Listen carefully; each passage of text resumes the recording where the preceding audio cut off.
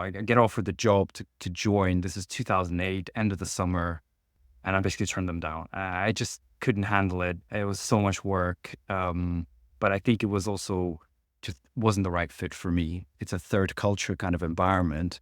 You almost you don't belong anywhere, but you belong together with other people who don't belong anywhere, if that makes sense. And so I have very, very close friends, and my best friends are people I met in primary school at that time, all the way from that moment I joined that international school. It's pretty incredible. I think quite rare that from your friends from primary school are your friends now, but not just your friends. I mean, they're like family to me. I became obsessed with this idea of how science gets funded, because I realized that the problem my parents face is the funding of what they were trying to do. You have to be secure as a mentor in yourself. I think this is fundamental because insecure mentors is actually, I think, one of the biggest problems I see out there. Welcome to The Intentional Investor with Matt Zeigler, where he and his guests explore the intersection of investing and life, portfolio and purpose. Nothing in this podcast is investment advice. Nothing in this podcast is advising you to buy or sell any security or to do anything with your money. Seriously, you should only act on investment advice from someone you know and who knows your unique situation. We are not that person. Matt Zeigler is a managing director at Sunpoint Investments, and the opinions expressed on this show do not necessarily reflect the opinions of Sunpoint Investments or of Second Foundation Partners. Securities discussed in the podcast may be holdings of Sunpoint Investments. You're watching The Intentional Investor right here on Epsilon Theory YouTube. I'm your host, Matt Zeigler. My guest today, I got to ask, is he the flaming Mo of finance? Because with this biosciences background, I'm pretty sure that he knows the value of a little children's cough syrup mixed into the drink. Or maybe, as both a music nerd and an infrastructure investing fan and a film nerd, he's the Marge versus the monorail of margin of safety considerations. One part music man, another part moat investor. It's all starting to come together. But maybe he's the Mr. Plow or the Plow King of compounding snowballs for profits, because when you combine his entrepreneurial startup interests with his business analysis experience, and you add in that sprinkle of competitor analysis beyond the utility of intangible branding attempts, Plow or Plow King? I don't know, but I intend to find out. And when two best friends work together, not even God himself can stop them. This is where we both wins for God to change our fates, I think. But don't forget to keep your Mr. Plow jacket. Your wife wants me to remind you, you need to keep the Mr. Plow jacket. Straight from his role as Chief Investment Officer at Tema ETFs, here to offer us way more than just a snippet of his journey. Yuri Khodjamirian, thank you so much for joining us today. Yeah, thanks so much for the wonderful introduction. I heard you're a Simpsons fan. Can you vouch for that? Absolutely. A huge Simpsons fan. I have to say, as a Simpsons purist, I would say up to season 12. And I think a lot of purists would say that's a maybe good season stretch. 12 is too far out. I recently watched a great YouTube video that analyzes exactly when it starts to go wrong for the Simpsons characters. And it's the one where, funnily enough, Principal Skinner turns out to be I think it's Armin Tanzarian, the military, that he's sort of fake Principal Skinner. And the argument is that the Simpsons characters show up every week on screen consistent. So they're always the same and they react in the same way as you would expect them to react. And this was the first time where there was like a flip and it started to break the narrative. And by that point, by season 12, a lot of the original writers were gone. But the classic Simpsons, probably not the ones that are really early season 1, where it was just the drawing and then the sound was a bit off. It's just incredible. It's so clever. It's dense. It every time you watch it and rewatch it, there's new jokes that you realize. And, I've been facing the United States stock market and world for many, many, many years, but every time I'm still learning something about US culture and how it's perceived. So yeah, I'm a big, big, big fan. So season 12 is your personal kind of like end of the golden era, so yellow era. I should have done a Seinfeld and just stop and then just cut it. I think it would have been better, but. Where do you start? Where do you draw the line at the beginning? So you skip like maybe season 1 or 2. I skip 1 and maybe half of 2. I think towards 2, from 2 it starts to get really, there's some real classic episodes in 2. And then, I just rewatch it over and over again. The heck, awesome. You can get it all on Disney Plus now, right? I know. It's amazing. take me back. Let's just start with Simpsons for a second. How, do you discover Simpsons in real time when it's on television? So, my background, I grew up in Copenhagen in Denmark. I'm originally from Armenia, and my family moved to Denmark in the 90s, in 1992, the year Denmark won the Euros, and was one of the happiest places ever, I thought. And then winter hit, and Danish people showed themselves as well. But actually, we came there, and they would come on. Simpsons would come on between 7 and actually it was 6:30 till 7:30, and I watched it religiously every day on TV. There would be 2 back-to-back episodes.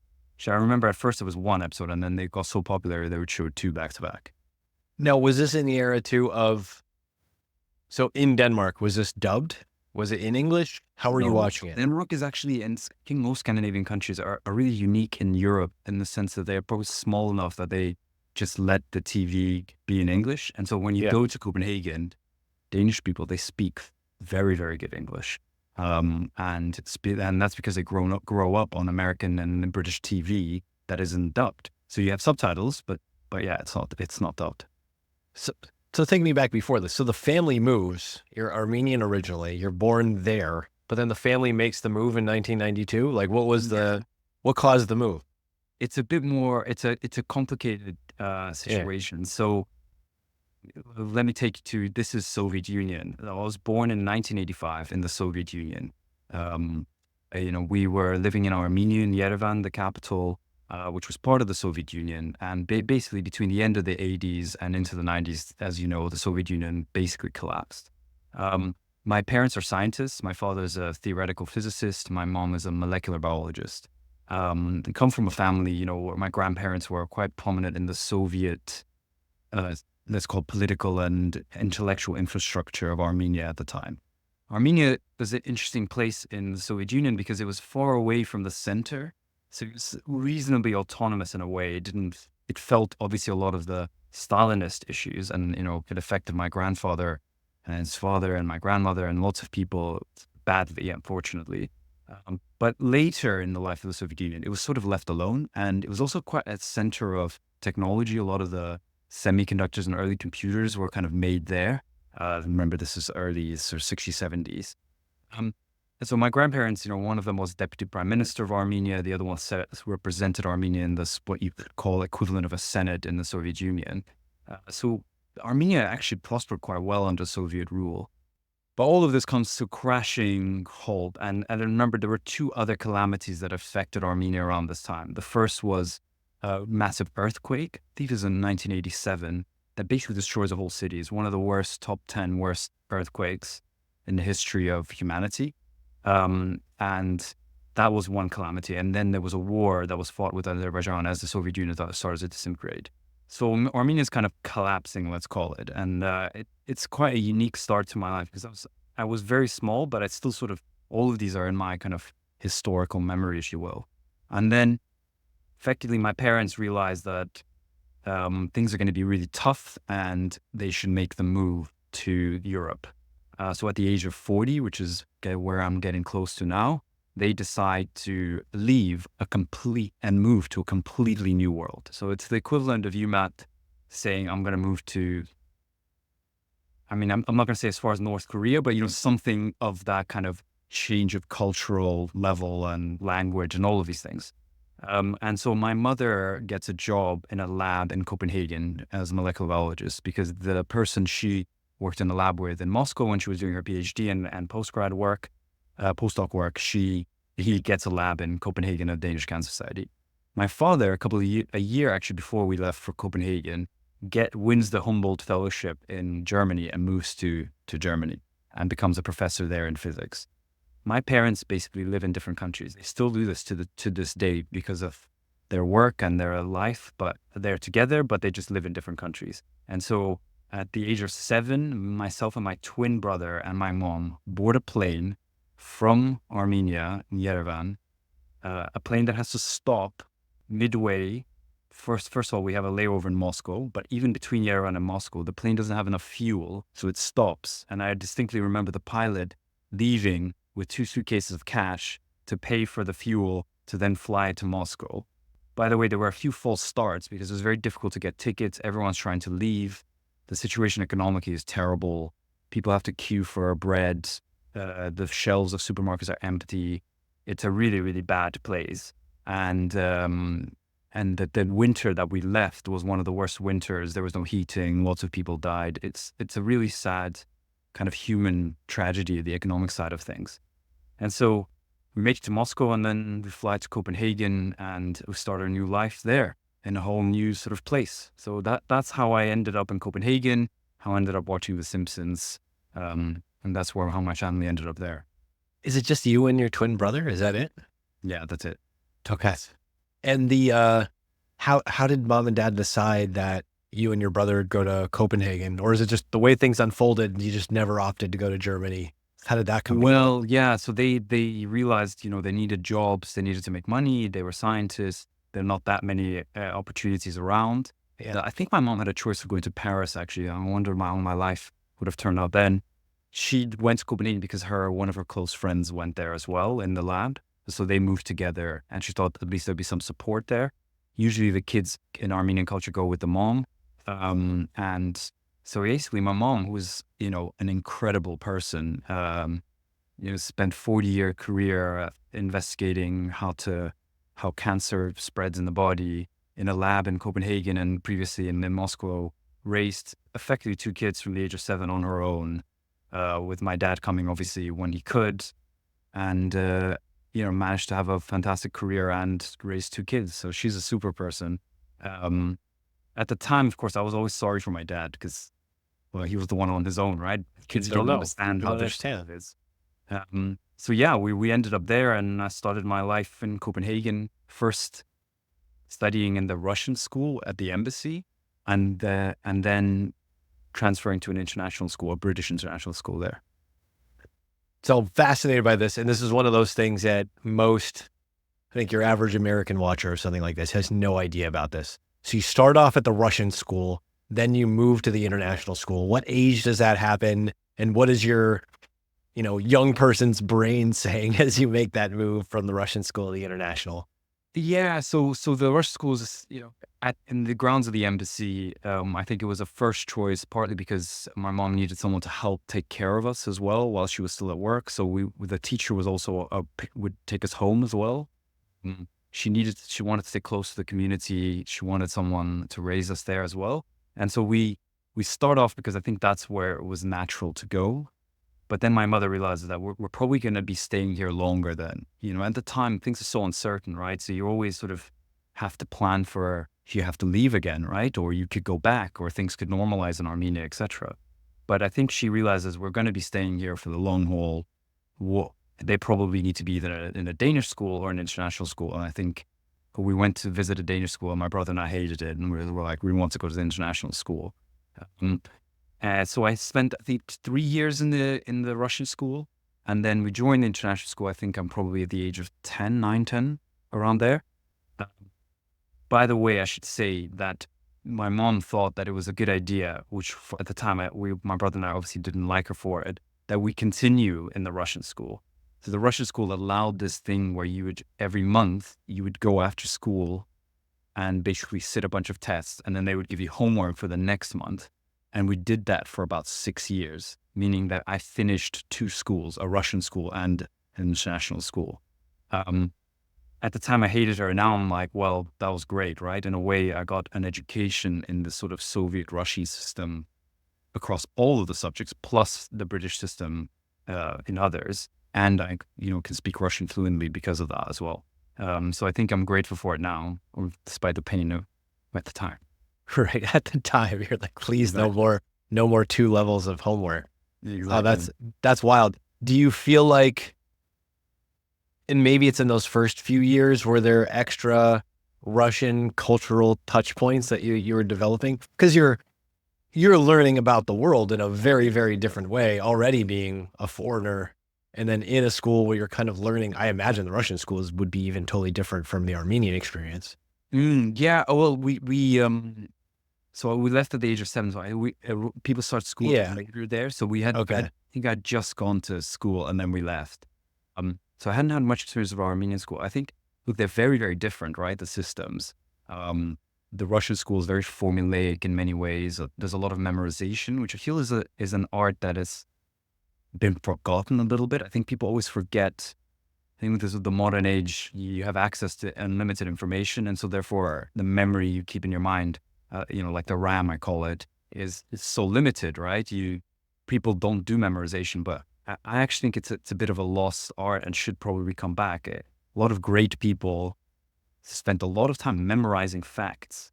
And I read a very fascinating article about this, like trying to connect different things is helpful if you have a retain a memory, because a lot of, I think, great ideas, especially now that many of the fields themselves are so progressed, is how do you connect the ideas between different fields? And you can only do that if you retain memory of each kind of different area that you read about. But I digress here. I think Russian school majored on that kind of thing and was very structured. The mathematics and physics was more advanced than you would see in English school. I think the English and sort of, let's call it British system is maybe catered a little more towards creativity. You don't need to memorize so many things. It's more about teaching you how to think and connect things together. So the complement of the two actually work quite well together. Plus you had the Russian language. But it meant that you were sort of always a little bit ahead in, say, maths and physics than the rest of your class because you were covering it in Russian school. And it's hopeful. Now, what are the other cultural touch points living in a place like this, mixing in an international school? You must have just had all sorts of, because who you're around is determining what you're aware of. What else are you getting exposed to? Well, so my mother is quite social as well. So she was friends with many Soviet emigres and other people that were there in Denmark at the time. So there was a very intellectual kind of atmosphere at the dinner parties at home, which we were a part of as kids.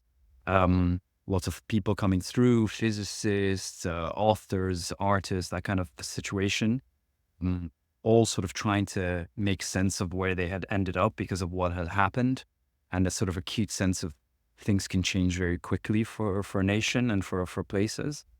I think that was at home. In the sort of friendship circles, international schools, as you know, it's a third culture kind of environment. You almost sort of, you don't belong anywhere, but you belong together with other people who don't belong anywhere, if that makes sense. And so I have very, very close friends, and my best friends are people I met in primary school at that time, all the way from that moment I joined that international school. It's pretty incredible. I think quite rare that from your friends from primary school are your friends now, but not just your friends. I mean, they're like family to me. So that was that. In the Russian school, I think in the Russian side of things, there was just a handful of us. There wasn't so many, so there wasn't that many cultural touch points. And then we're all in Denmark, and Denmark in the 90s is, a small country. I think 4.5 million people. It's culturally a place that's maybe was a little bit closed, but in the 90s it saw a burst of people coming to Denmark, and I think there was a big sort of, let's call it maybe cultural kind of rubbing point about Danish society versus these people that were coming in, and they needed them, right? They were doctors, nurses, engineers. There was a lack of labor force, but there was definitely a pushback. And so, there were, I think variously, not me specifically, but also me, but much lesser extent to my Indian or Egyptian friends, experienced some racism as well. And Copenhagen is a very different place now. I think it's internationalized much more, but at the time it was a closer society. The thing you have to remember about Denmark is it's a very homogeneous society. They prioritize culturally social cohesion above any really other objective socially. And it's remarkable, right? Like if you look at the way like labor force reform gets passed in Denmark, it's like overnight. Because everyone just agrees. Then there's no disagreement. I mean, there's some disagreement now, but before there wasn't. And if you can imagine what that's like when you have lots of foreigners flood in, maybe people didn't understand if that was going to work. So it's that kind of environment that we're growing up in. And we're also aware we're in a British international school. Slowly you realize you're probably not, you outgrow Copenhagen and Denmark very quickly. And, by the age of 18, I was ready to leave for sure. and I wanted to, and the natural place, partly as a reaction to this sort of "you're not welcome" vibe you got, was to come to the United Kingdom. And partly because of the English, right? I was studying in English in international schools, and it was always my desire to burst out of Denmark and move to the UK, which is where I am now. All right, we're going to land in UK in a second. I got to ask about these dinner parties. Are you as a kid, and just with your mom in the situation, are you participatory? Are you in part of this? Are you treated as like a peer, or like just as a kid off to the side? What was that vibe? Yeah, it's a good question. I think we wanted to be kids off to the side, but you also had to sit at the dinner table, listen, and variously the conversation would move. And the natural sense is you start on the couch at the coffee table, and then you move to the dinner table. So maybe at the dinner table we would have a quick meal and run away and play, but then you're back at the coffee table for dessert. And so there was always a situation where you're around the adults listening to these conversations. But yeah, as a kid, I just wanted to play computer games. I was a bit of a nerd, to be honest. I like playing computer games early, right? Remember, this is like Windows 3.1. What are your computer games of choice? Give me some. What's Yuri playing? At the time, we loved playing Heroes of Might and Magic, which was an old one. We loved playing my favorite, the original StarCraft game. Used to set up 2-3 computers, play LAN parties at home. Diablo, the old Blizzard games were really good favorite of mine. I like strategy games the most, so I like playing StarCraft was my favorite game. Or StarCraft with the computers all together and the LAN connecting them all. Absolutely love that. Doesn't get better than that. It really doesn't. Exactly. That's awesome. And so that, and then obviously played a bit of Warhammer as well. Was another thing that we got into. Your usual kind of nerdy kid. But I would say around the age of 16, I kind of realized like this is not going to get me anywhere really. So I better start learning other skills. I remember sitting on the bus thinking like, oh, when you set up a character in Diablo or one of these like role-playing games where you can pick the different characteristics like charisma, strength, etc., etc. Almost imagine like life's a little bit like that, and you have to you can't be too much in one thing, otherwise you're not going to be a well-rounded character who's going to win this game. And so I just realized, okay, I better get good at some other things. I was never that good at sports, for example. That's something I developed maybe later in life, those sort of physical side, but, socializing, other things that all sort of fell in later on. What is it about when and it often happens, like this is the whole coming of age thing and becoming an adult thing, but just realizing I don't want to pigeonhole it on like video games, but you're like, I'm good at this thing, but it doesn't actually have the value to do what I clearly need to figure out next. I don't know what it is. It's as I said, for me, it was the video games themselves that made me think like that this is not really going to work. I think it's also the people around you. You absolutely nailed it. Like my friends, the friends I have, those friends from early days, I wasn't necessarily friends with them all the way from primary school. I became much closer friends with them when it dawned on me that this is the key point of, you have to, and they were playing basketball, all kinds of, they were doing other things. And that I think pushed me in the other direction as well. So they were a big influence. So that's really cool too. So the friends you were kind of the interloper amongst like some different groups, even across the friend circle. I think our friendship group was very open, very social, and people were just like welcoming. And I credit them also with like any academic success, and we'll probably get onto this topic, but people often ask me as well, why, why were you so, like, what made you good at school? Yeah, okay, I was a bit nerdy, but actually the thing that really, really put me above a lot of other people is I spent a lot of time teaching other people how to be good at the top of the subjects, including this big friend group, in physics, chemistry, maths, whatever. I remember even in my high school exams where this became very, very big part of my life. I remember not even having to revise for the exams because I had spent so much time teaching other people about the exam. And as you know, I think it's Richard Feynman that famously said, right? It's like, if you can explain it to someone, you've understood it, especially if you can teach it to someone. And teaching is the best way to learn something. And so that, I think, is something I really like and hold dear, and was responsible for a lot of the academic success I had. So when you're picking to go to the UK, are any of these friends making the same decisions? And how, Yeah. like, are you shopping schools together? Are you told We sort of all left our primary school, went to an international school that wasn't like an IB program.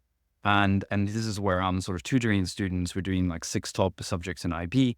And we're all sort of saying we're going to move to the UK. Now, I had a slight snag, which is that, obviously my parents are scientists. They come from a very modest background. We had to move. They couldn't afford to send us to the UK and as Armenian passport holders. So the moment we turn 18, we apply for a Danish passport, which is when you can do it.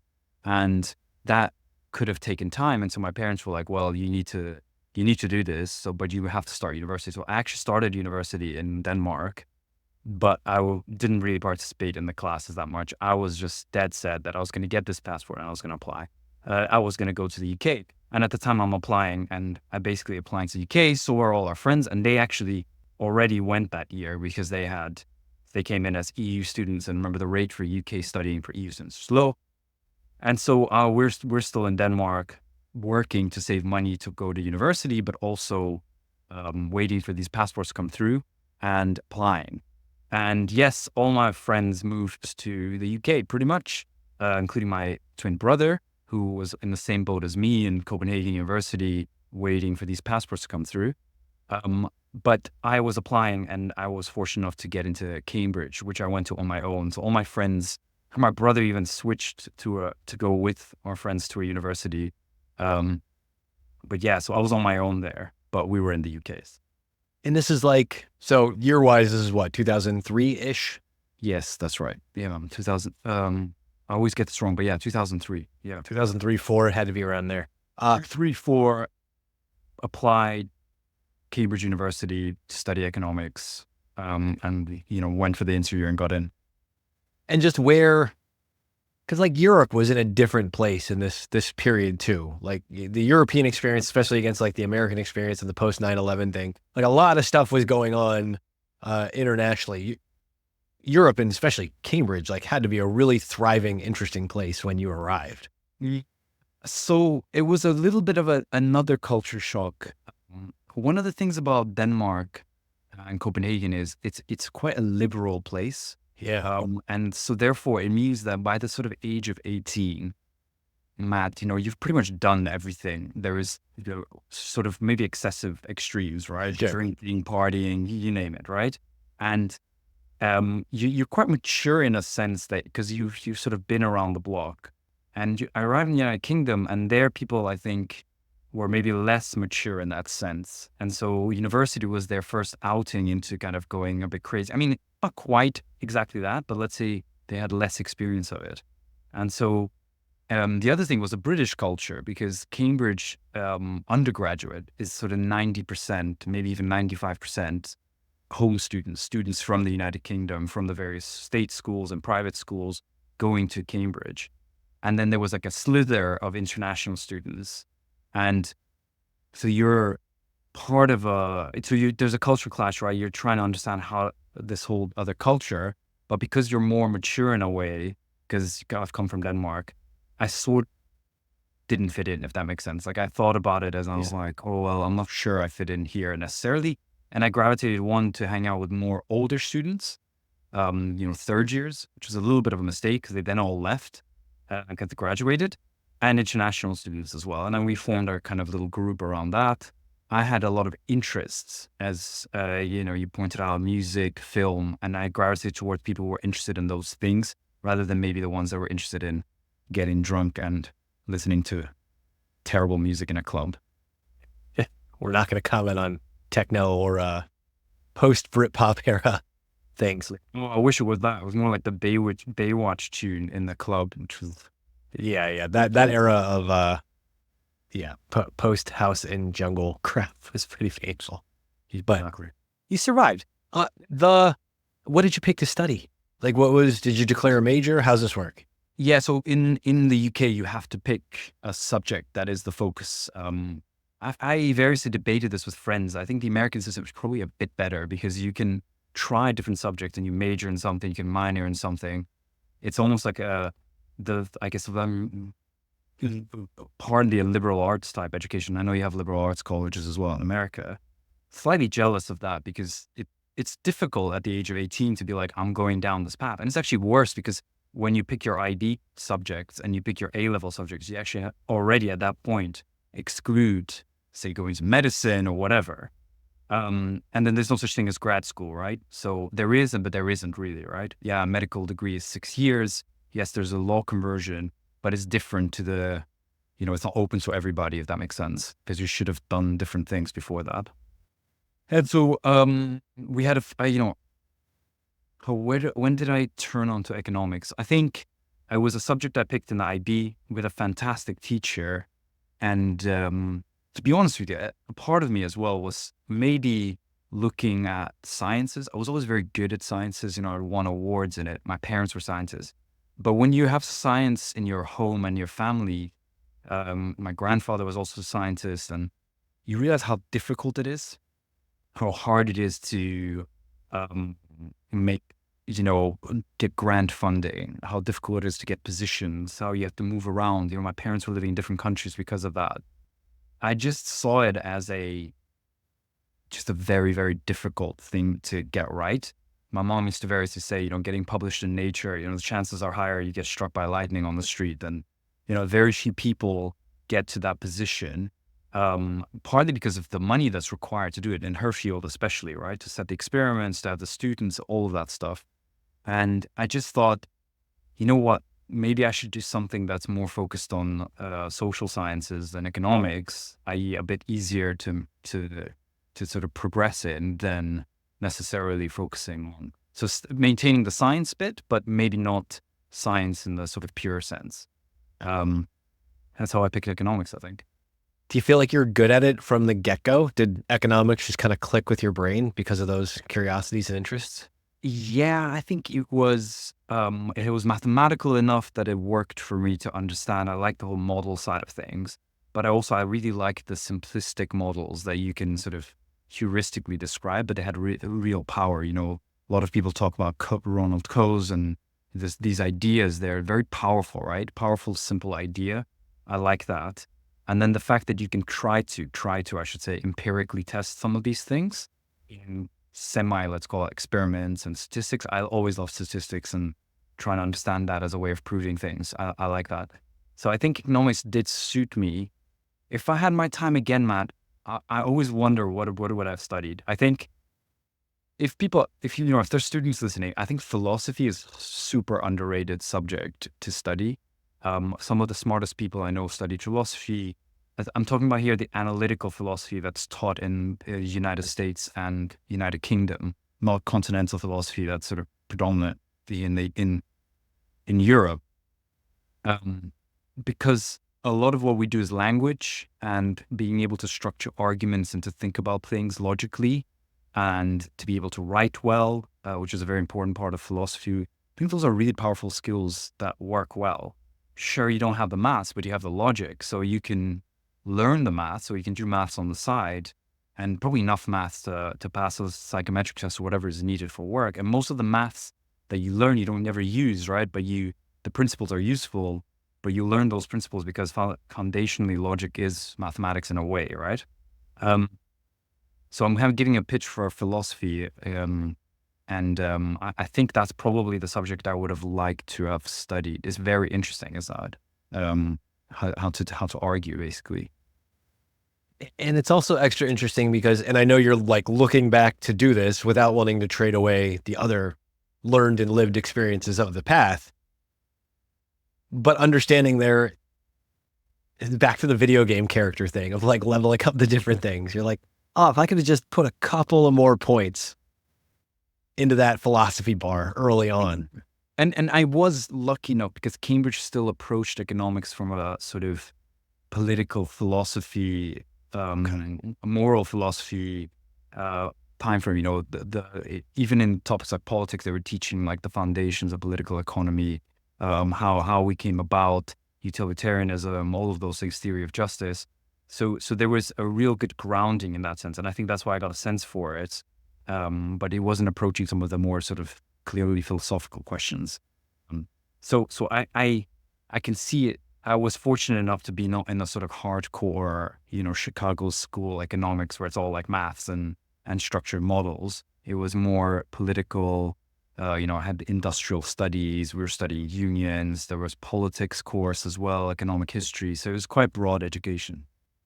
Now, so first off, are you the type of student taking these economics classes and other things where you're now taking those simple rules and applying them into, and I'm looking at like the weird areas of life. Are you applying it to the video game knowledge? Are you applying it to movies you're watching? Are you thinking in those terms? Or is it like just it's bound by the textbook, so to speak?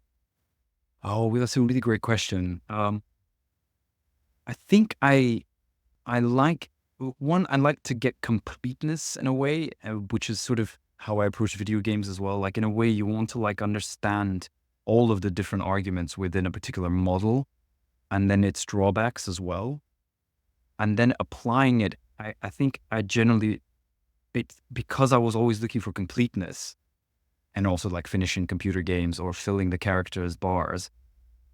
I would say you're sort of, how do I put it? You're always kind of slightly cynical and skeptical about the world. And so you never really you might have an idea or a model that you approach with it, but you're always quick to change how you think about it.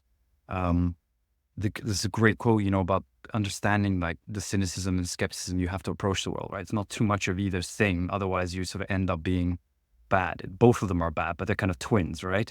And so I always think that was what studying economics helped me to think about. And then I applied those tools. So it's more kind of, I guess, the thinking tools rather than the subject matter itself, if that makes sense. All right, I'm cheating on timeline. You can take this anywhere, but I'm really curious about this too.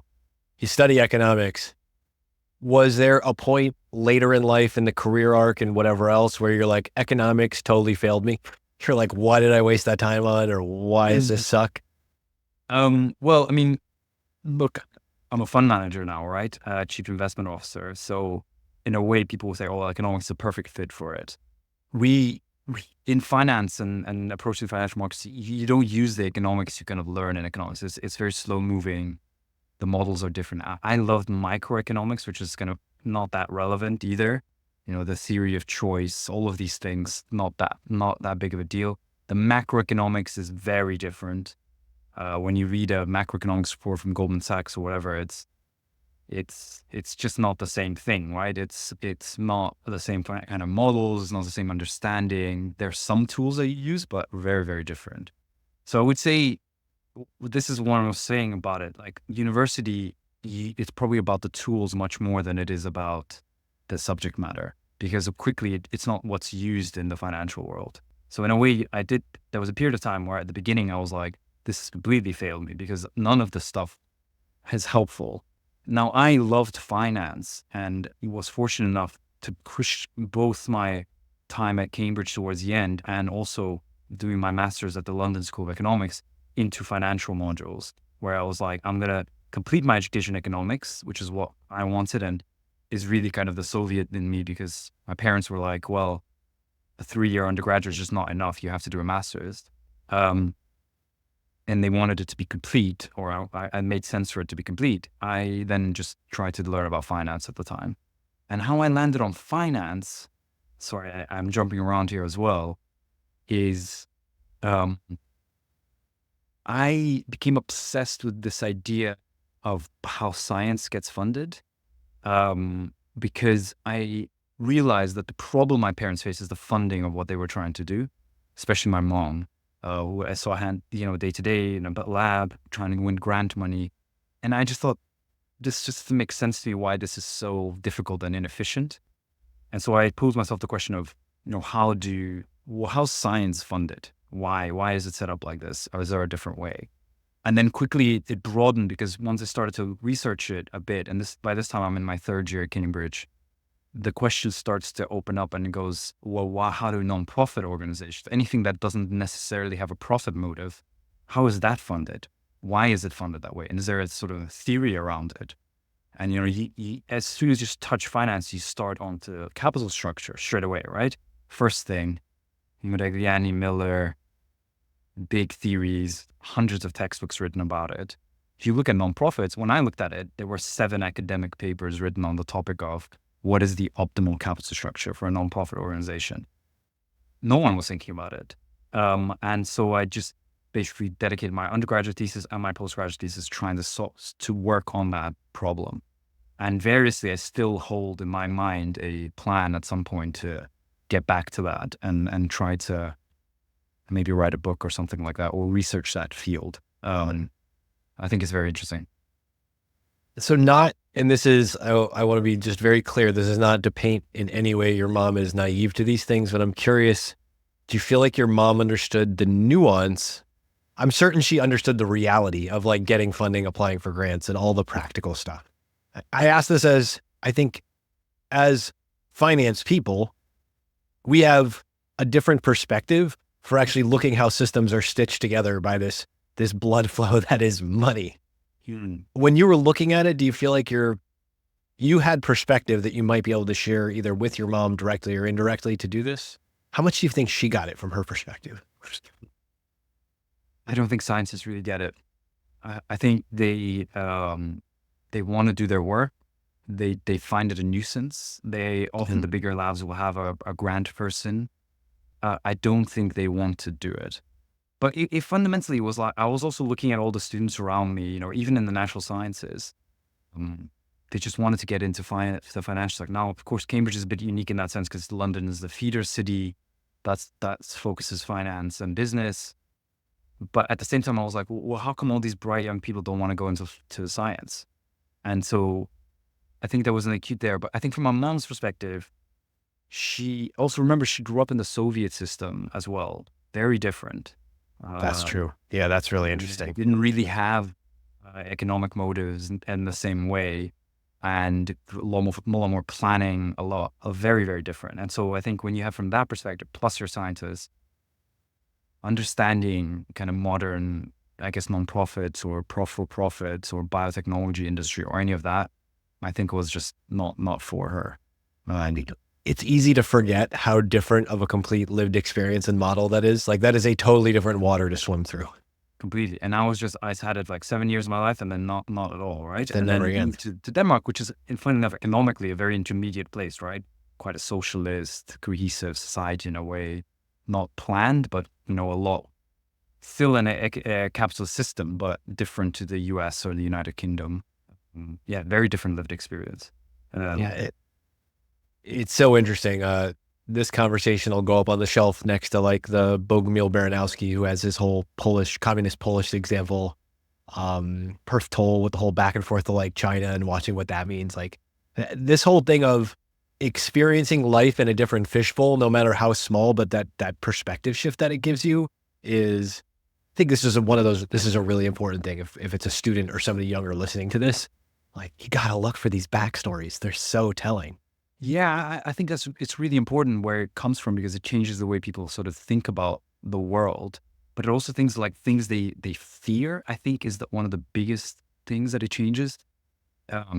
Like I often look, we're recording this now on election day, right? I don't know if we're allowed to say, but you look at, and I'm not suggesting that particular thing, but like I've lived through the Trump administration, the previous one, the Brexit in the United Kingdom, all these things, and I look at them from a very different lens, and look at them from a lens of things can change very quickly overnight for a lot of things. And you look at the broad sweep of history and you realize, like, it's naive to think things will stay the same. Actually, that's not the default of any position. But if you've come from a rapid change, like I saw right at the beginning of my life, and I was very small, but I look back on it and I see it in my parents, it makes you sort of fear, but also have a healthy fear because you've experienced it. And that's what I think you're saying to students, Matt, is like, go put yourself in those situations a little bit, go learn about them, go see the background, so but pick up that healthy fear. What is it that person fears? What are they worried about?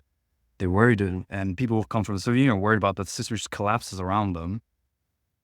And what do you do then? And so that's why you got to build resilience and understanding of how the world works.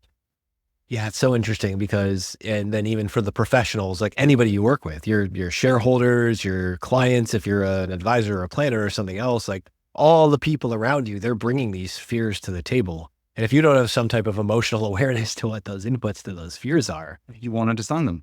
Yeah, you want to understand these people. And I think there's always one, or two things I find, and it's kind of remarkable in people you meet. There's always something that's like kind of always a little bit in their mind's eye, and it determines how they see the world. And it's a very determined personality. And you're right, you dig into people's backgrounds, you figure out what that is. Absolutely. So where do you go?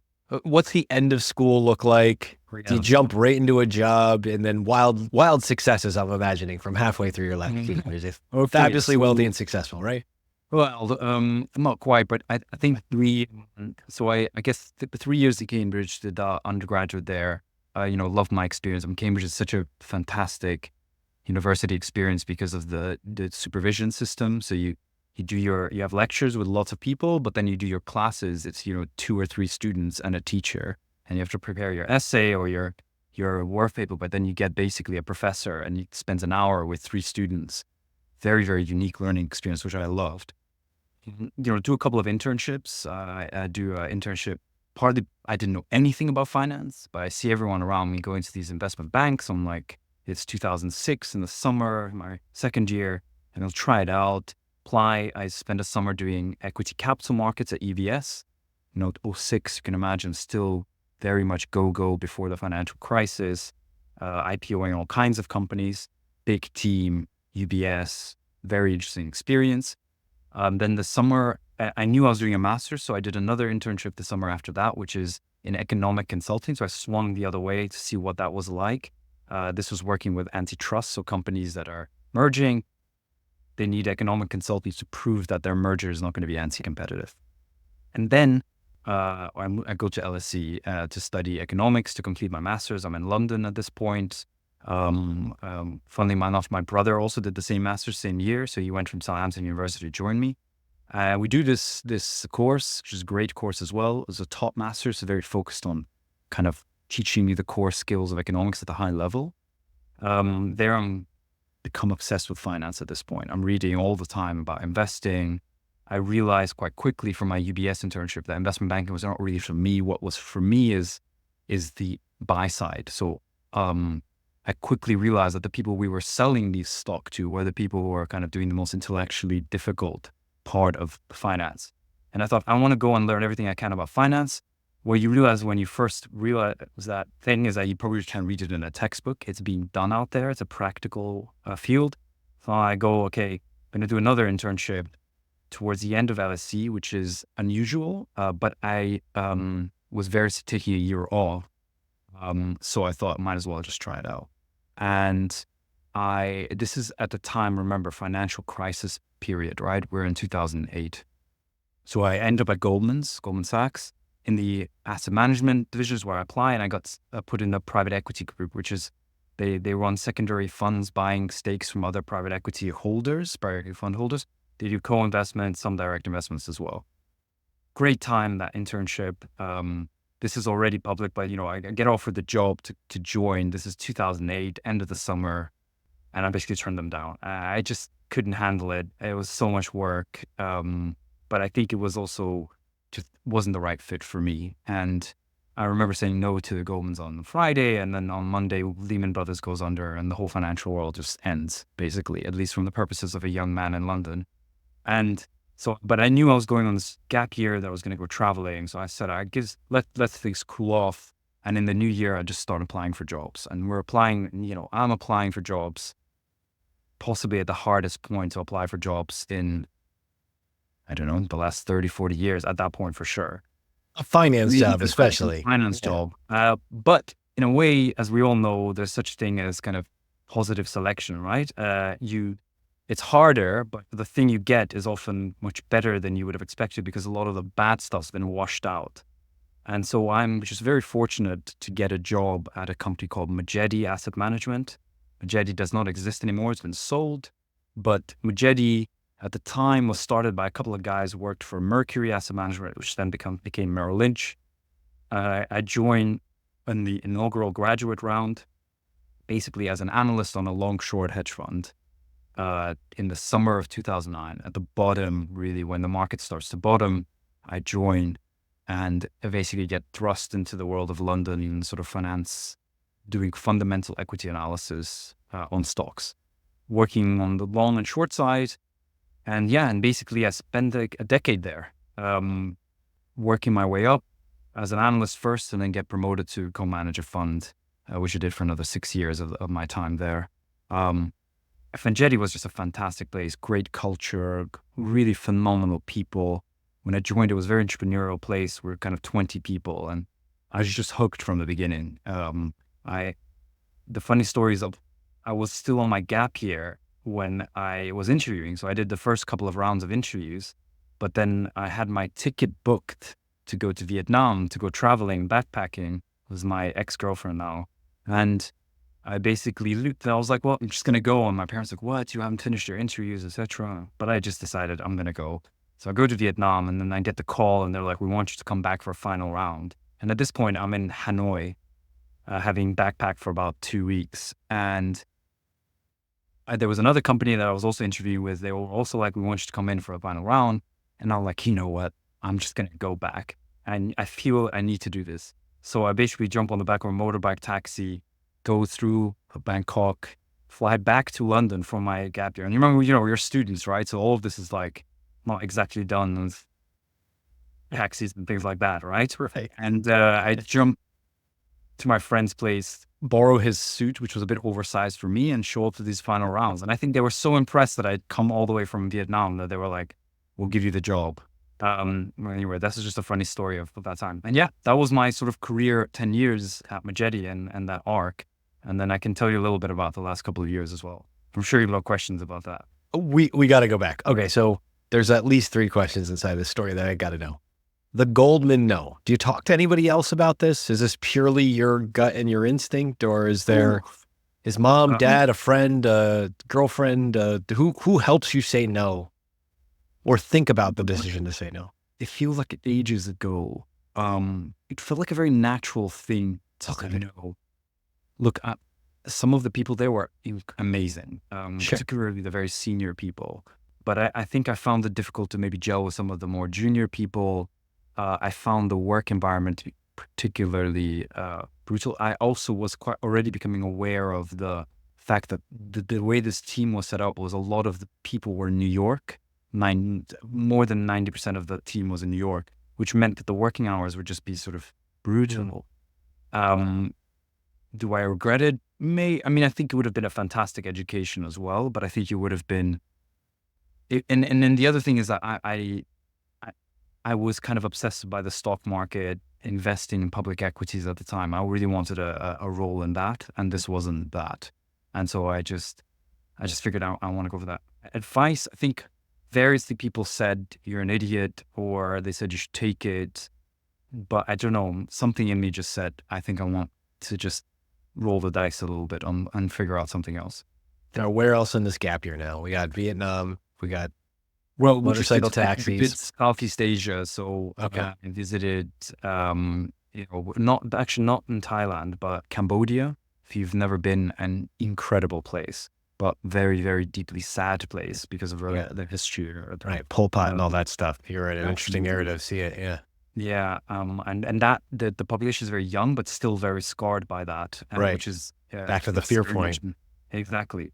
And then Vietnam, Laos, which is super underrated in Asia, very, very cool, especially Luang Prabang, which is a beautiful city, very relaxed place. And then Bali for a month, and then back to the United Kingdom. That's awesome. Okay, and now, you end up in the co-manager role. Who's the other side of the co? Who's that person? Yeah, so basically I start Majetti, 20 people. I start working for the long short fund, which is called the Tortoise Fund. And effectively it was myself, the other graduate was taking, was a close friend of mine, hedge fund manager named Tom Morris. And together we're like the graduates on the team. And then there were 2 guys that the firm had hired from the sell side, a gentleman named Matthew Smith and another one called Chris Reed. And they're co-managing the Tortoise hedge fund. And effectively, they're the ones that spearheaded the idea that, look, the financial system is blowing up. There's going to be some smart graduates around. The investment banks won't be able to pick them up. Let's go and get them. And so they brought us in, and basically I get trained by Chris Reed and Matthew. I do the CFA and stuff like that, but they're very much the education, and they're amazing at sort of understanding companies. They both came from covering sort of transport, airlines, difficult sectors where you need to really know what you're doing. And they are managing this hedge fund. And then Chris basically is the lead, gets promoted, so gets given a fund, which is called the UK Income Fund. And I get promoted to co-manager with him. So he's the kind of lead manager and I'm the co-manager, but together we're the team. And then we eventually hire 2 analysts to work for us. And then that's just a fantastic story. I mean, Chris is a mentor and of me, really teaching me how to do this. He was a management consultant for a bit as well, which is super helpful in investing, understanding how companies actually work once you've kind of seen it on the inside. And so we're a team together and we're investing. So Chris is the lead and co-manager, and I'm next to him, and we make the decisions kind of together. He's better at the sort of portfolio management because that's the area I needed to skill up in. And he had done that before because he was running the hedge fund together with Matthew. And I'm sort of somewhat of the analytical horsepower there as well. He was as well a fantastic analyst, but that's where I filled. And then we trained up 2 analysts as well. And Majetti was very much about this idea of taking people pretty much raw and training them up to become good analysts within 2-3 years. When you think about, and I know you've had more experience with this on your own journey too, when you think about the role of a good, I'm saying mentor, but I mean that in a very broad, not specific sense. What do you think about the role of a good mentor and why it's so important? Yeah. I think first of all, what I mean by secure is you're happy in your position. You are not trying to compete with everyone. You don't see other people as competition to you. You are happy in your position. This is how Chris was a mentor. The second, what that allows you to do is to be selfless. It's to be the ultimate kind of promoter, but also critic, but also just have a solid foundation, because that's what you really need from a mentor. And selflessness is really important. So any good idea is your mentee's idea, especially when you're working close together, or to an extent, right? So you don't steal ideas from people you're basically helping, right? And you dedicate time to teach them, but you're also a details person. So a lot of the times I think what mentors feel like they need to give the high level stuff, but actually sometimes someone sitting down at a desk next to you in your spreadsheet is so invaluable as a real mentor. But we were teammates as well. So like we co-managed the fund together, but he was my mentor before that point. So it made sense for us to do that, but he was really just selfless, just very, very kind of passionate guy who would just kind of give a lot, and was very confident in his own position. And there's something special about not being like, every time I hear about like a mentorship program or these things being assigned and not earned and not organically there, because I think that goes back to the selfless point. You need a person who genuinely is like, oh, I want to help this person, and I don't need to take away anything from myself or whatever else to do it. Like I can just build this person up into a real asset. Exactly. And that I think is the way people should see it. And that's why maybe external mentors are obviously a bit difficult. They don't know your situation and what's going on. They have to be a bit close. Who's close to you, but not that close that they can give some distance. But it's difficult, that relationship as well, right? Like to get it right. I don't see it being done right. I agree with you. More often or not, it's actually detrimental to people. So yeah, and we were basically managing this fund. We're investing in UK equities and we're investing in global equities as well. The funds were all allowed to invest overseas. And I'm spending a lot of time basically doing equity analysis and putting in a portfolio and running. And we had a fantastic run, Matt. The fund was basically kind of a startup within Majetti, which was at the time a premier kind of UK boutique. And we won clients that were new to the company. We built up the fund to kind of a 2 billion fund, and we had quite a lot of investment success doing that. And we had good returns and generating alpha over that period. It was just a great experience overall. And it was a fantastic place to work. But all good things come to an end. So what's the end? Spoil it for us. Well, so I think Majetti itself as a boutique was a really fantastic place to work, but I think it became maybe slightly a victim of its own success. You often see this in boutiques. I think the founders struggle maybe passing the equity and the sort of values onto the next generation, maybe creating more legs to the story than were their original view of the world or their fund. And I think that transition was more difficult as well. UK equities is a hard place. Most of the assets were UK equities. Most of the clients were allocating to global, away from UK. So the pot was shrinking. Majetti was very good constrained capacity, all of those good things that you hear from good fund management houses. But it's hard to be in a shrinking pond. And then if you have a period of maybe underperformance, it starts to hurt really quickly. But before all of this, there were some changes and things happening. And I guess I kind of thought, I'm not sure this is the place I want to be necessarily. So I basically resigned in 2019. My co-manager, Chris, resigned the year before. I stayed on for a bit longer just to make sure that the fund was in decent shape to hand it over to the next manager and keep, this company had given me 10 years of an amazing time. And I just wanted to make sure that we didn't leave it in a bad place. And then I wanted to leave, and I guess I got bit by entrepreneurship at this point, right? And I wanted to kind of recreate those early days of Majetti somewhere else, let's say. But I needed to take some time off, partly to kind of, for various reasons, contractual reasons, really. And so I decided to do something a little bit different and go do a mid-career master's. So continuing this learning point, and I go back to Cambridge to study biosciences. It's actually a bioscience enterprise. They wouldn't quite let me do a course in biotech or bioscience because I had no biology background. But because of my mom, because I love the sector, back to the science point, how it all gets funded, I'm like, this works really well. It's 1-year course, mini MBA. Thought about doing an MBA as well. Applied, in fact, as well, and got a place in the US, but I just didn't think that was what I wanted to do. And so I go off to Cambridge to do this bioscience degree. And I probably have some questions about it. I've talked long enough at this point. Well, we're going to go back to the resignation first before the entrepreneurship bug. Same question as the no from before. Was there anybody you were talking over the resignation with? I mean, obviously seeing your former partner go out a year earlier, like the writing's on the wall, but that's still a hard thing to do. Yeah, very difficult thing. I think there was definitely loyalty and to stay on for a bit longer, to make sure everything was in the right place. That the writing was, I think, we obviously talked about this. You have to be a bit careful with all of these things, but I knew the writing was a bit on the wall. I did think the company wasn't going in the right direction necessarily, and I just felt like with these things, it's like a stock, right?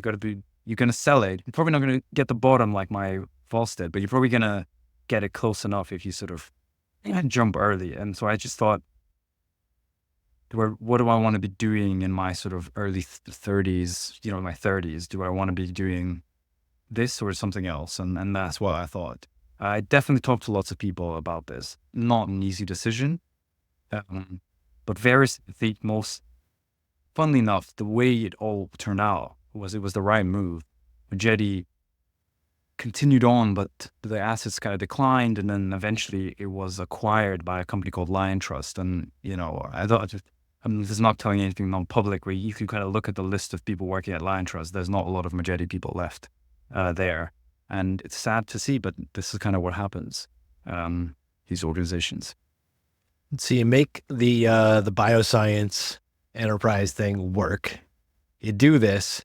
You got to come out of time off plus adult education usually means you are flying high, super inspired coming out of this program, I imagine. Absolutely. You're also around like younger people. So people were right. Like maybe sometimes 10 years younger than me, different perspective on the world.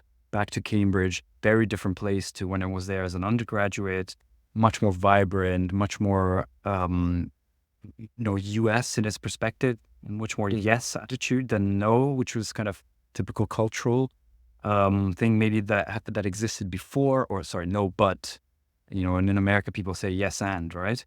I'm obviously stereotyping here. And I think at the time I was like, I really like the sector, we've invested in it, I have a lot of passion for it. I was also fortunate enough that to join the board of a biotechnology company as well in Norway. So I'm starting to get a kind of operational experience firsthand, see how a startup biotech company, they were preclinical then. They went to the clinic while I was a board member. they just completed their phase one. I've resigned as a board member, but they've raised funding for 4 billion and gone on. But so that was a really fantastic experience. And I loved it. I had a lot of good friends from there, and it was a good time. That's awesome. So then what's the first, because now you're a full entrepreneur, right? This is when you set up the first shop of your own, if you will. Absolutely. So I really wanted to recapture those early days of Majetti. I think for me, that was the best environment possible. Great people, early days, people really focused on being the best because that's how you're going to win against large competitors. And so I decided, you know what, I want to start a fund. I very soon wanted to also work with my old co-manager as well. He went off to start a hedge fund in Cambridge. But we were restricted from working with each other for contract reasons. And so I'm like, okay, well, I'll just start my own thing, see how it goes. And yeah, I have to say, Matt, entrepreneurship is got the best line I heard is from Elon Musk, was that it's like a chewing glass staring into the abyss. And I think that's the best description yet. And I've been on this entrepreneurial journey since basically finishing the degree in 2020. And what are we, 2024? 4 years now. It's a lot like that. It's hard work. It's totally thankless. You're on your own. If you have a team around you, you're still on your own.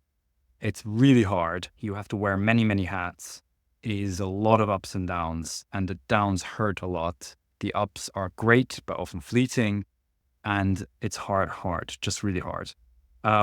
When you combine it with fund management, it's a difficult one as well, right? Because what we were setting up was a fund, but I was also setting up a business. I hired one of my classmates from our course to join me as a graduate, kind of very similar to the Majetti model, trying to train him up. But I quickly kind of realized, it's really tough to both run a business and to run a fund. But I liked it. I liked doing both, and I liked the business side as well a lot. I'm just very kind of organized. My mind worked quite well in that sense. The second thing is I just realized that very early on that unless I was able to maybe do something with my old co-manager or kind of join forces with other people, this was not going to be able to stand on its own 2 feet. Capital raising in this environment is really difficult. Despite a lot of people saying they back emerging managers, they don't. They say they will. They just don't actually follow through with. Exactly. I mean, there's people out there that do really great work on, the Yale endowment, for example, does a lot of great work. MIT have a great program as well, but they're very few and far between. And even there, what I was doing was a bit different to what the investment was doing. It was most focused on global stocks rather than UK. So I think there was, as soon as you deviate a little bit, you basically started from scratch. Then it's a 3-year track record. And then they probably won't fund you because your operation not set up to be a proper access point. And so, yeah, it was a really tough period. And then I think the fund did well. We sort of had a good time doing that part. But I think after about 11 months of doing it, I kind of looked hard and realized if I didn't have a strategic option for this, which I had been exploring at that point, and it didn't really work out, I think it wasn't going to be able to be a success. And so after 11 months, I think we ran it for the company overall, maybe 16 months or so, closed it down. Returned the money, fortunately returned it, Matt, at basically November 21 year. So the highest point of the market. So people were quite happy. We had a couple of families and a little bit of institutional money in there. And so people were generally happy with his cash at the top. And yeah, so it was a difficult experience, but very, very interesting. And I learned so much. I was just so much richer for it. Plus I learned a lot about operations, marketing, sales, the operations side of the business, legal, all of those things that make a fund work. It's so interesting how much, you do have to learn all the ops. There's no better way to learn the ops than being thrown in this way. Could you have learned this if you had stuck on at Goldman and been passed around a bunch of different divisions over time? Probably not. Not. And then this was always the Majetti way, right?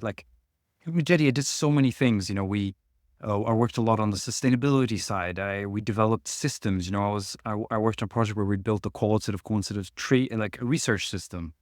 But you had to kind of do it yourself, right? If you wanted something programmed, you're going to have to go figure it out yourself.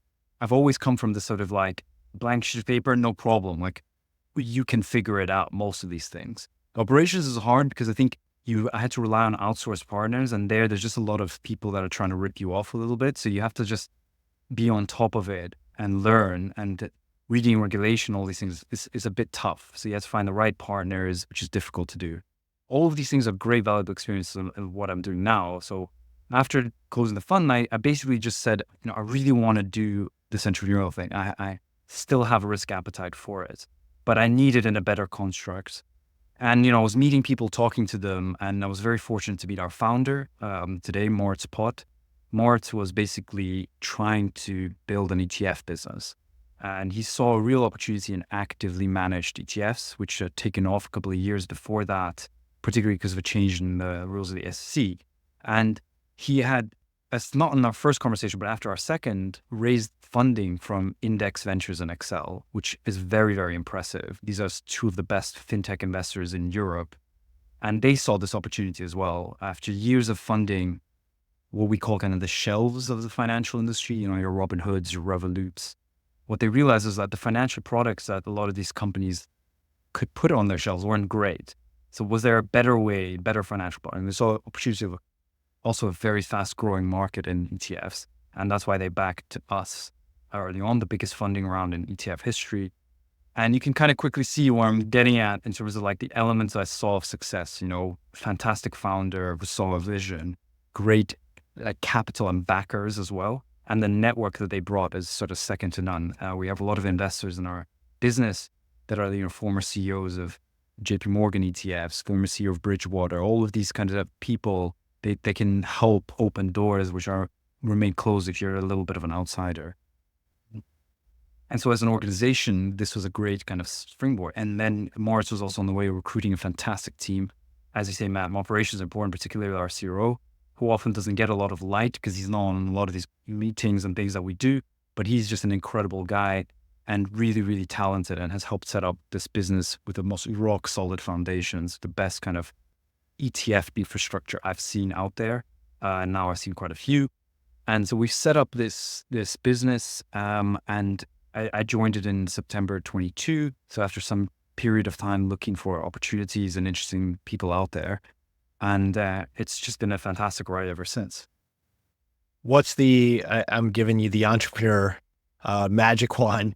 Like, where does this go? You grow the platform, you're developing some really interesting, like, I'm going to call them niche products. That I don't want to, people should go look them up and see what they are and vet them yourselves. But the magic wand, where does this go? What does this turn into? What would you love to see? So I think in many ways, this was a sort of antithesis, I guess, of what I had experienced over the last 10 years. Again, you always sort of, you reflect on your experiences and you try to think about as an investor, where does the puck kind of go in? So the first thing is, this is a US business. We are based in the US. Most of our people are in the US. I think it's not a UK business, although I'm based in the UK. I think that's important because I do think at the point UK equity is a very difficult place to be. The second thing is this is ETFs, which I now, and I've drank the Kool-Aid, perhaps believe is absolutely the fund vehicle of the future for actively managed strategies. I think the mutual fund industry, I'd be very surprised if it exists 20 years from now and isn't completely replaced by ETFs. They're transparent, easy to use. How many young people do you know that can, they just don't understand mutual funds. You have to buy them. They get settled 3 days later. You don't know what price you're getting. They don't really understand it, right? The fees are all hidden. An ETF is just like buying Google stock, which they're all used to doing. And there's tens of millions that have joined since the last couple of years, right? And ETFs are just much more tax efficient as well. And so I think all of those things make it the vehicle of choice. And I think active ETFs is going to be the future of activation managed strategies. But the ETF industry is used to what I would call bad practices that are marketing led, because it's all passive. So there's a lot of really terrible thematic funds, terrible kinds of vehicles. And now there's a whole host of new casino type things which I hate. And then the sort of, let's call them ivory tower fund management, is stuck in old vehicles and hasn't really understood that the world is kind of overseer. And what we're trying to do at Tema is bring that investment strategy, the best parts of this, into this world of these vehicles. And so that is the mission at Tema, bring institutional grade strategies. Yes, some of our strategies are thematic focused, but some of them are also what we call strategic equity. They can fit into the core allocations of portfolios, particularly the one I kind of manage as well. And we're looking to build up what I would call portfolio building blocks rather than sort of saying we're just going after equity, niche equity funds. And that a lot of the stuff that we're filed for, which you can, again, everyone can read as public knowledge, is starting to move more towards this portfolio solution. And I think that's kind of where we're going. Great products. I think that's so important, that give good investment outcomes, or at least the best chance of a good investment outcome. So even in the thematics, we have an active manager looking after it, picking stocks that are actually exposed to the theme, watching out for the quality of the companies that go into it. Very different to an index provider looking at it once a year. And that's the kind of approach we bring to every type of portfolio building block that we'll bring to market. And I'm hoping that we'll build a kind of a suite of innovative portfolio building blocks that are always at their core have this institutional grade quality to them, that investors look at that and say, I can trust that. And we build a brand that brings trust in the market rather than speculation and marketing.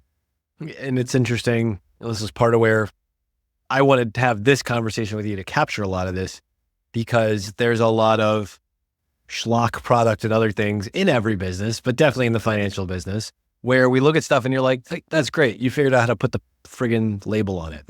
And that's all you did. You figured out how to put a label on it. Nobody ever thought through all these layers. Yeah, absolutely. I mean, the naming, which is an area I didn't know about, naming of funds, is a fascinating area. It brings back to the whole philosophy thing, like what do you call, what is something? What is the true meaning of it?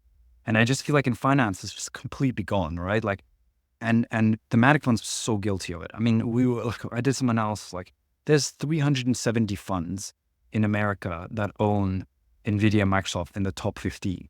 And they have names that are like all over the show. Millennial ETF, they have like video game ETF, like all of these ones. And I always think like, are you really being true to this name? And that's a real big problem. That's, I think, one problem in ETFs. The second problem is the speculative nature. 3x MicroStrategy or 2x NVIDIA. I mean, is that really a financial product that is going to bring long-term wealth to people, right? Is it really going to give them trust in the financial system? And is it really going to allocate capital correctly across the financial system? I don't think so. I think it's just a way for people to bring casino into the stock market, as if it wasn't casino enough. And so I have a problem with a lot of these products, and it's really something we're trying to be the opposite of. Yeah, it's really interesting. This is very friend of the show, Dave Nottig, talks about this in a way where it's not exactly his words, but it's people, they take the story of these products and they just intertwine it into theirs, but then there's no connection to the underlying story. What I respect about what you're trying to do is say, there's actually an underlying story here that we really care and feel strongly about. In the heyday of active management, this is what made some of the active managers of funds of yesteryear, even with their crappy sales commissions and loads, tide mode. This is part of what made them good, the connection to the whole story. Yeah, the whole story, and kind of also taking care of the quality of the story, right? Like that the constituent parts of an ETF are always kind of solid companies, right? That if you've identified a great theme, for example, and you've done your work to expose yourself to the company the most exposed to it, which changes over time, by the way, and that's another problem. And it's not about the winners of the past, kind of the ones that are going to be most exposed in the future. The next thing is make sure that the quality of the company is kind of yours to fumble. We're trying to do that. And then in terms of the innovative portfolio blocks, it's like solving an actual investment problem that the market has, rather than sort of feeding the speculative frenzy or offering another product that's very similar to someone else. And yeah, that's what classic fund management was trying to do, build portfolio building blocks, but with like real solid foundations of it. And this is what Tema is trying to bring to ETFs. Well, it's very interesting. So I've got a ton of notes. I got to ask you this question first, though, because somehow we missed this in the story. Where, when do you meet your wife, start a family, all that stuff? Does that occur way back in the story, or where's this happen? No, this occurs. So it's funny, Matt, how things all change. When they all change kind of all at once. I don't know if you've experienced that in your life, but basically,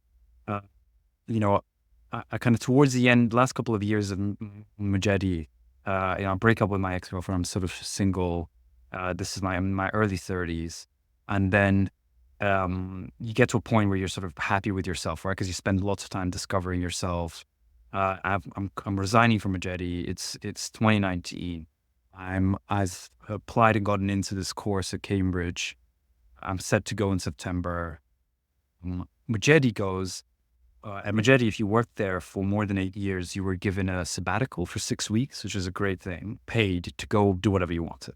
Awesome. And I had been there sort of a decade by that point. I hadn't taken the sabbatical, partly because I knew things weren't, I wanted to make sure I was there for the fund, not left.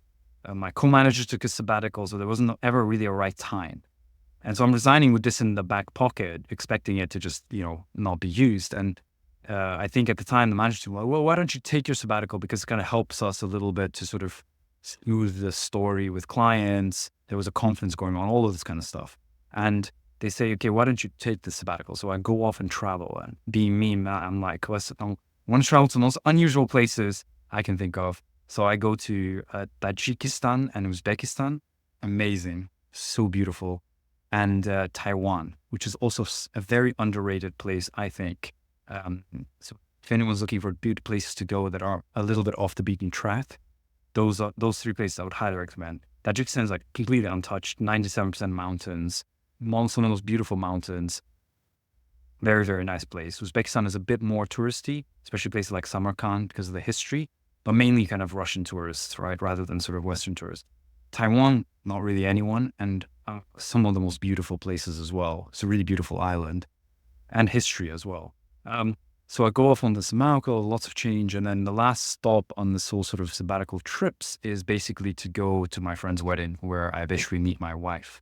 So, and I forgot at the time I'd also bought a place to live, a new place. So all of these changes happen all at once. And suddenly you're open to opportunities and then the greatest thing ever happens to you. And we were blessed with a son a year ago. So he was born, which has just been a fantastic experience becoming a father.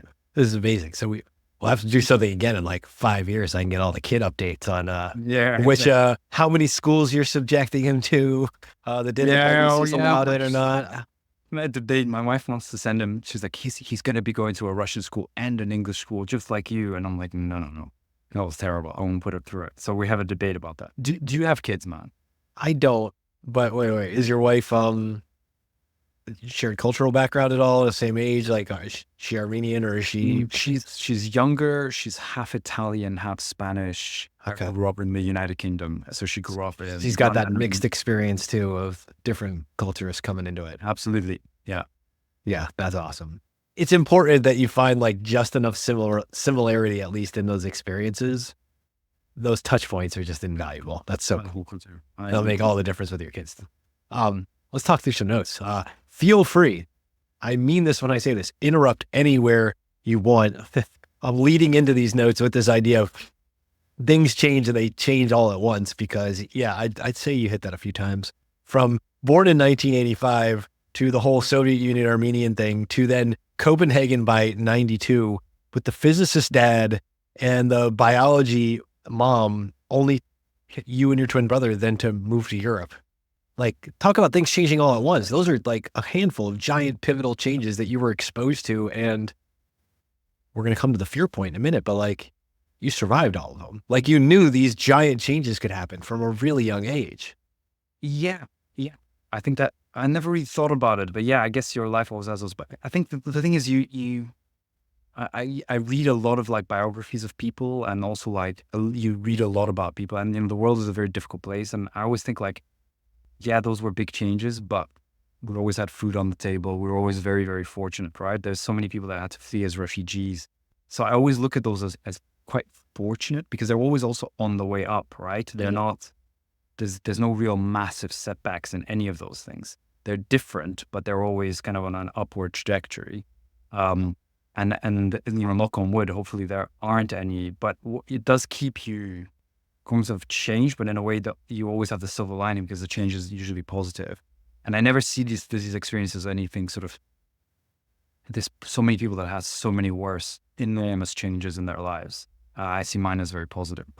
Yeah. And with the climbing, just, I find it hysterical the way that you explain it. And I can take the time machine in my brain and see the younger version of you being like, dudes, I took to school. I did a lot of studying. But in that studying, you learned like the links between the memorization and the creativity. You didn't just take 2 schools. You actually took 2 different schools. You didn't go to one school and double or quadruple the course load. You actually got 2 totally unique cultural experiences in the types of school that you were exposed to. And again, you survived. Yeah, absolutely. Survived and better for it, which is what you are from any experience that actually ends up with you surviving. I think all of these things actually also make you a much better investor because you're sort of different perspectives, different views, kind of that resilience and ability to change your mind because it can be changed, right? The situation changes, you just change your mind. Simple as that. I love this idea, you falling in love with strategy games, Diablo and all this stuff. And 16 realizing I need other skills too. I need to broaden this skill set out.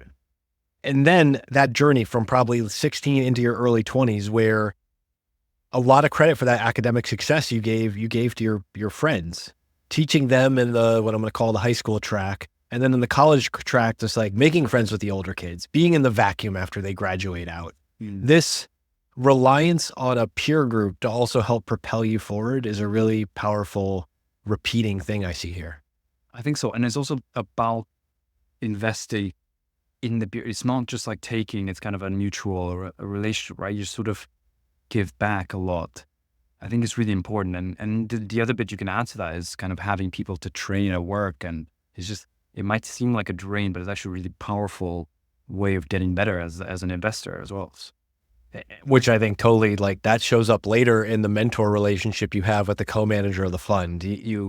That's a whole skill set that you brought into that relationship, into that awareness that both changes the way you learn and then help teach others. Because I think, yeah, I agree. Yeah, that's really, really cool. I love this idea of, and you didn't say it specifically this way, but when you're talking about picking the major and I guess it's just at its core, this is this very powerful idea of like, picking one thing is excluding other things. And picking one thing is often excluding many, many things. So you might just be picking the one, but that means there's everything on the table. Like, holy crap, do you sound like a young PM when that comes out of your mouth, right? Yeah, absolutely, right? And then you don't know what that path might have not looked like. But really, that's also, I think that is the PM view, right? Because in the stock market, it's probably one of the only places uniquely in life where you know the path not taken very, very clearly. Clearer than any other thing you can do in life.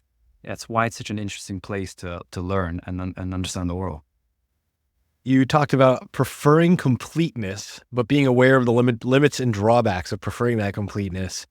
And I think it shows up in one of the coolest places it shows up is learning tools, not just the subject matter. So what tools do we bring to the subject matter? The nuance of learning how science gets funded and looking at your parents' problems, going, your problem is funding. Why didn't you ever solve this part of what I see as this completed puzzle? But then connecting it back to like, oh, I get it. All these inputs, all these tools I'm developing to handle this thing. A lot of it comes back to fears. What's the thing you grew up in? What's the boogeyman you're scared of where you're like, I don't actually want to learn that part. Something limits me from being able to learn that part. You have a very unique perspective on how that all revealed itself over time. I think that's right. I think that fear is an important part, and it's sort of like, what's the problem, right? And in many ways, you're going to say it kind of is money in a way, right? Like that's maybe the missing piece here. But it's interesting because of the power it has, right? When I was doing the research on nonprofits, I always say it like this, right? Like people who work in nonprofits are always obsessed with the asset side of the balance sheet. How do I make these assets work better? But they never ever think about the liability side. But in kind of life, you've got to think about both sides of those things that you're trying to do. Oh, that's so interesting. Yeah. We talked about mentors. I love the mentor definition, I guess, is what I'm going to call this from you. Your mentor should be both secure and selfless. And that means if you are going to hold yourself out there as a mentor too, like you have to be secure and selfless entering into that equation. It's pretty poetic. I don't know if you've ever thought about it in those terms. I was really impressed with that statement. I'm not sure it's poetic necessarily, but I think I think it's important because if you're not those things, you're just going to be a bad mentor, which causes way more problems for everybody than being a good one. Yeah, 100%. I've lived that experience before, and it took me a long time to understand it. So you saying it so succinctly, amazing. I got to end us on this point because, and granted, you're talking about resigning from Majetti and all the things that go through, but you said all good things eventually end. And you pointed out this difference between the American yes and the no but. I got to give you full credit. I mean, the yes and is basically Second City, and Second City Chicago is the way that we basically get back to the Simpsons. Like, that is the most, I was like, Yuri came to put the cherry on the top of this conversation with a Second City shout out. Chicago is losing their minds out there. I mean, this is beautiful. Yuri Khodjamirian, I want to thank you so much for your time today. You're truly an intentional investor. Tell the people who are watching, where can they find you, follow you, find out more? We didn't even get to touch on Snippet Finance. I'm putting my own personal plug in. I'm a longtime subscriber. It's basically how I found you. Tell them where to find you. Right. So obviously, you can learn a lot about Tema ETFs on our website. Spell Tema for them. People might not know. TEMA.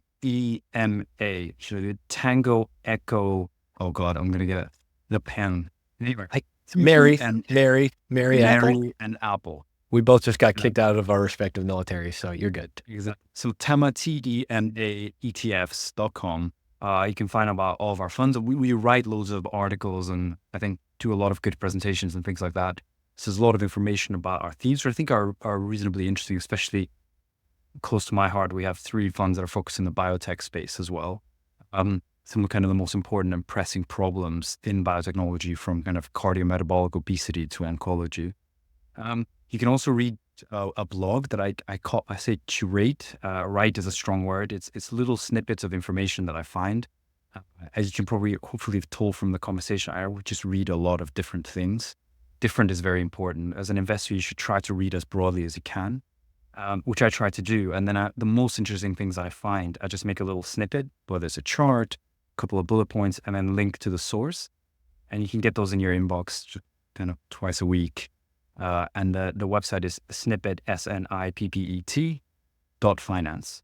So you can subscribe to that as well. And Matt, thanks for being a subscriber. Absolutely. Thanks so much for your time today, Yuri. I'll talk to you soon.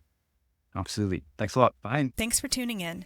Be sure to like, share, and subscribe wherever you're watching The Intentional Investor so more people can find our show. You can follow Matt directly at cultishcreative.com or at cultishcreative on Twitter. For more great content at the intersection of investing and life, check out epsilontheory.com or at epsilontheory on Twitter.